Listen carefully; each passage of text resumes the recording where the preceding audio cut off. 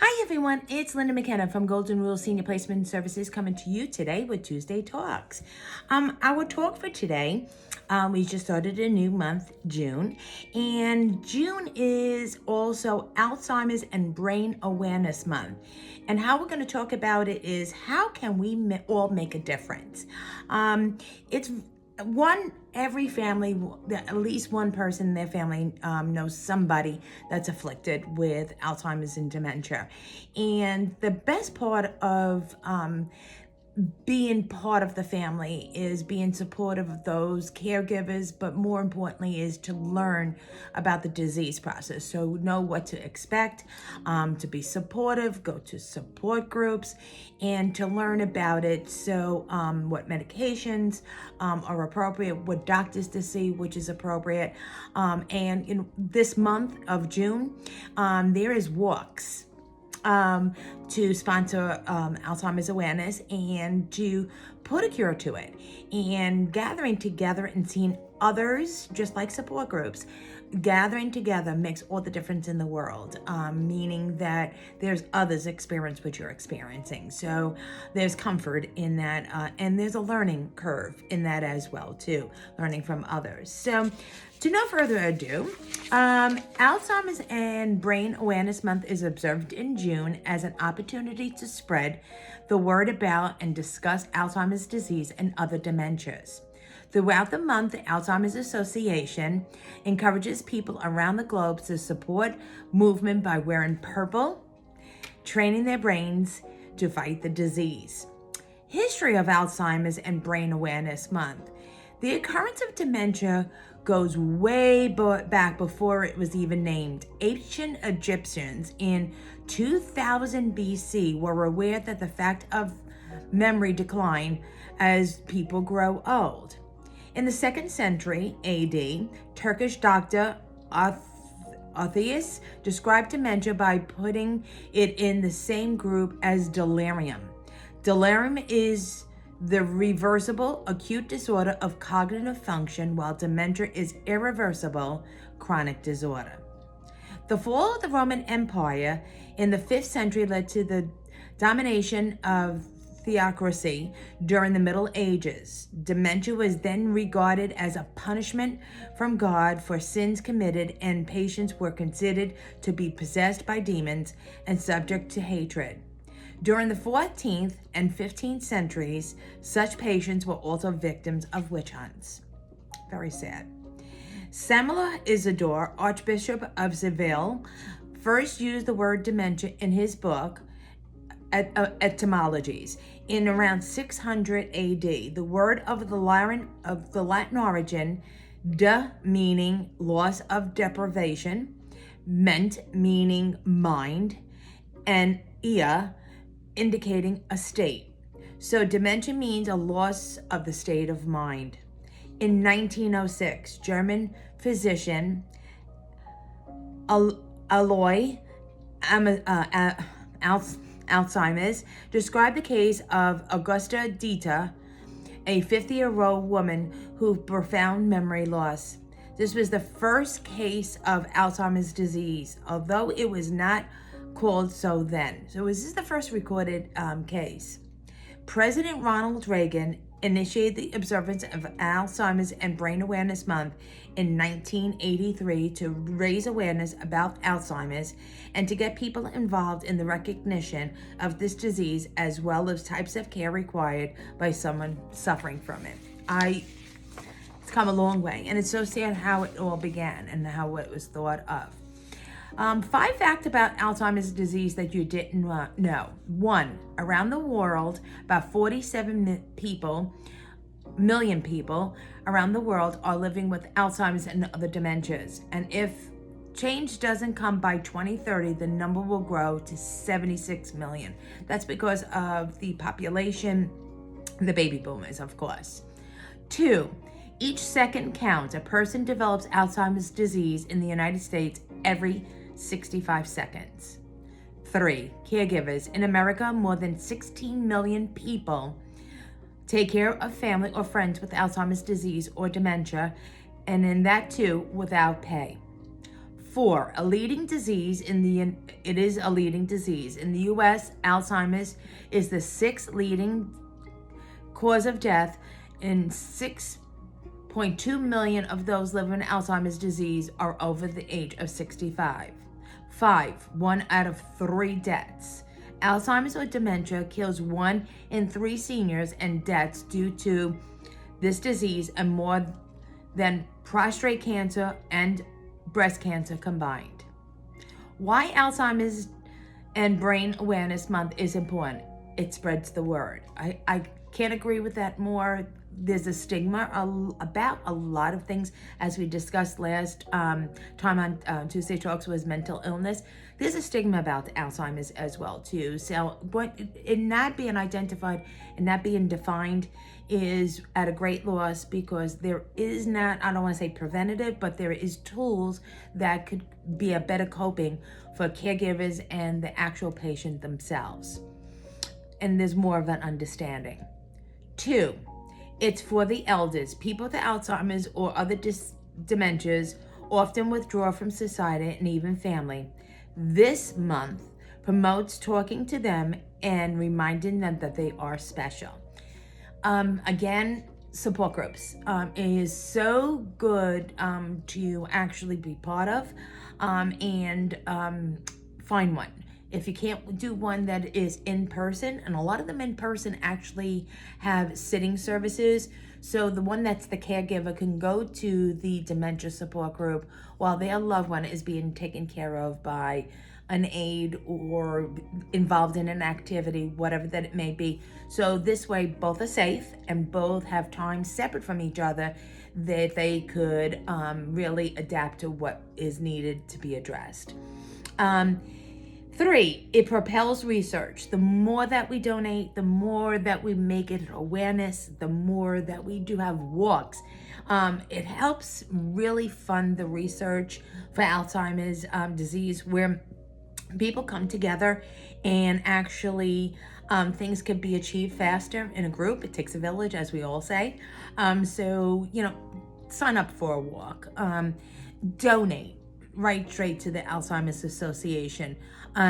Maybe do some kind of a fundraiser as well too. Volunteer at a memory care community or memory care unit within a skilled nursing facility. Great things happen when it is addressed and it is embraced and it's supported. How to observe Alzheimer's and Brain Awareness Month. 1, donate time or money for an Alzheimer's organization, as we just said. 2, take part in seminars. They are all over. I don't care what state you reside in, there's seminars, and the best part of it is there's chapters in each state that the Alzheimer's Association, and like I said, if it's something that you cannot go in person, they do have a lot of webinars that you could do through Zoom or webinars on your computer so you don't have to leave the home in case, sitting services are not available to you and you can't leave the home. 3, wear purple and join the social media campaign.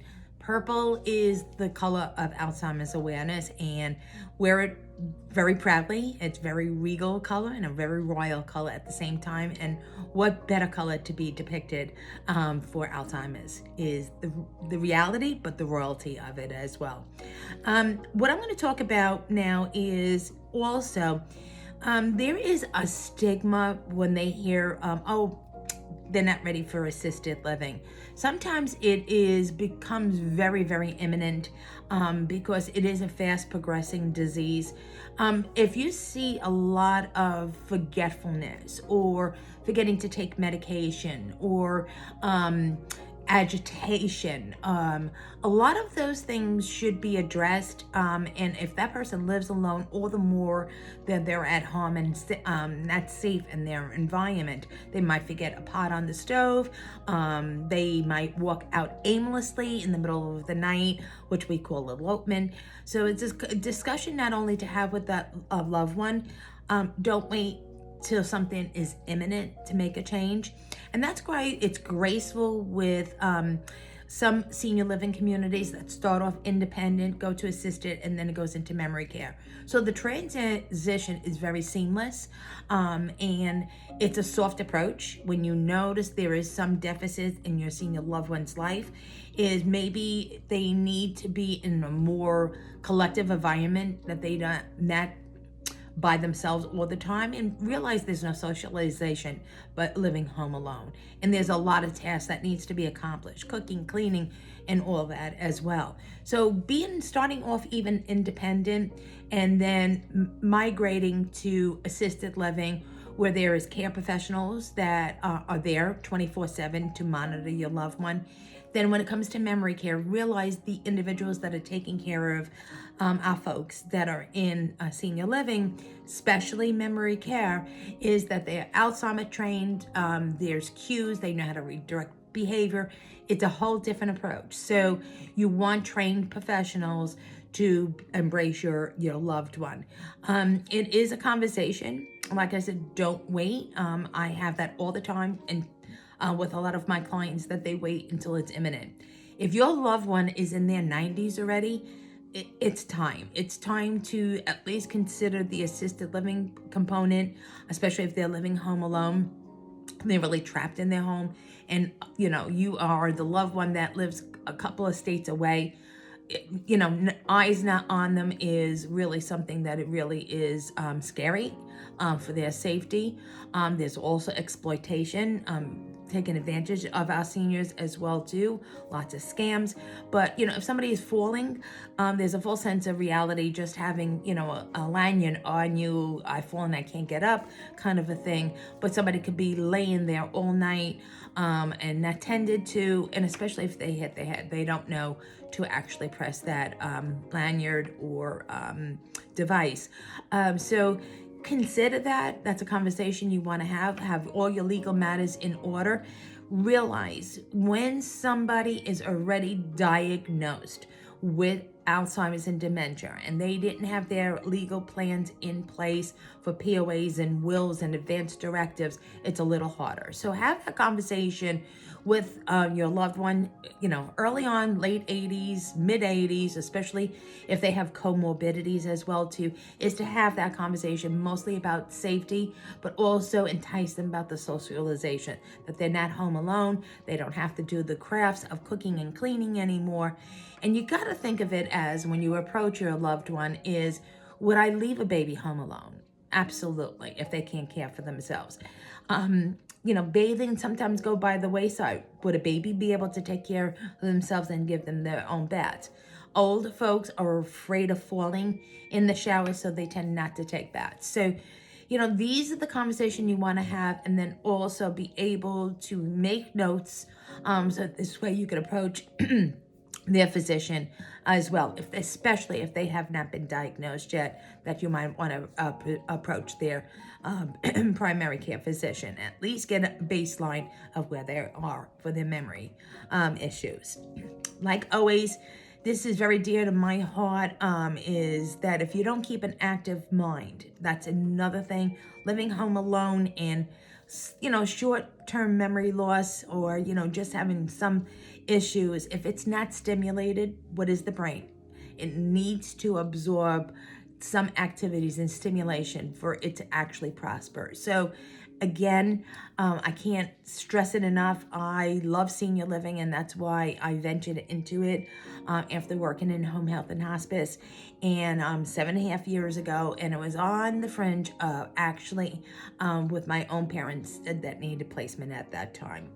And I have a very big philosophy, is that I do investigate or really fine tune what facilities, what communities, what homes that are appropriate for your loved one. They have to be specially licensed, and because the disease process of Alzheimer's as well too, sometimes it incurs like Lewy body dementia or Parkinson's along with dementia, swallowing disorders. So there's a special diet that needs to be observed.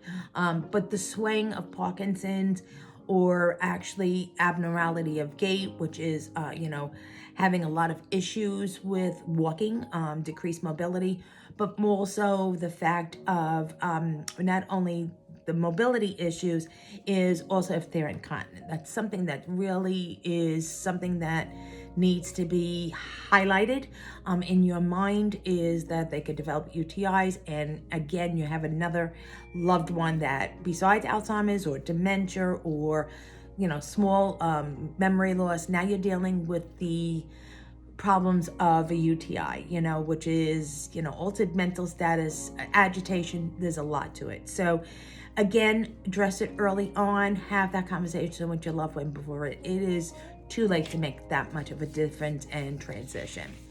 Well, next month, to no further ado, next week, we're going to talk about, this month is also Cataract and Awareness Month, and Oral Health Month. So together, eyes in, mouth, is that we're going to talk about what thoughts and suggestions that can improve our senior loved ones' eye and oral health. So we're going to talk about that as well. As always, I lead you to my website, which is www.goldenruleseniorplacement.com. There you will find information how to get in touch with me, which is my demographics, also my bio. There is various options. There is to be seen and also resources, my testimonials, and a whole library of all these video talks that you can go back to review as well. Always try to get in touch with me. If there's a topic that you would like to talk about, message me and I will get the information and present it to you all. Thank you as always, and I look forward to serving you. And just embrace the purple and embrace Alzheimer's and dementia. All in all, together we can make a difference. Bye-bye now. Have a blessed week, and I'll be talking to you next week. Bye-bye now.